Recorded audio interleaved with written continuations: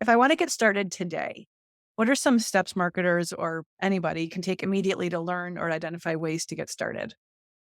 The two things we always teach, there's a whole chapter of the marketing artificial intelligence book dedicated to this. We have online courses dedicated to this.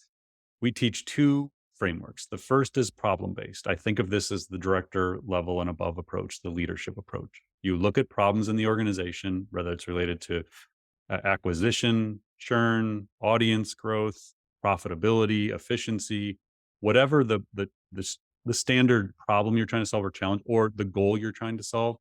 You look at those and say, is there a smarter way to solve this? And you go through an analysis that says, here's the tech we're using, here's the people we're using, here's how we're doing this.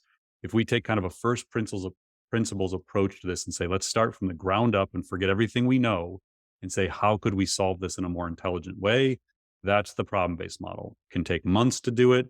Oftentimes, these are 100,000 or multi-million-dollar solutions you're looking for, things that will create and unlock value in the organization. So a lot of people are involved.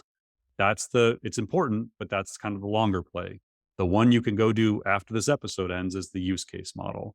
That's make a list of all the things you do. If you're Cathy, make a list, sit down, think through the last week and say, what are all the things I did tactically, and put an hour number next to how much time you spent on each of them. Extrapolate it out over a month and say, wow, I am spending 20 hours a month producing the podcast. Can I find AI to do 10 hours of that work?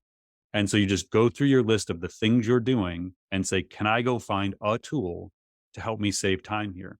And then you just force rank these in terms of which ones have the greatest value to you if AI can assist you. And then you look at how much time can be saved and you start picking off individual use cases. You want these things to be very narrow in scope, so very clearly defined, and you want to have a high probability of them creating value for them working. And then you start stacking those successes. And then you take those to your leadership and say, listen, last 3 months, we got AI tool for podcasting that saved us, 12% of our time. We got an AI writing tool that saved us 25% of our time.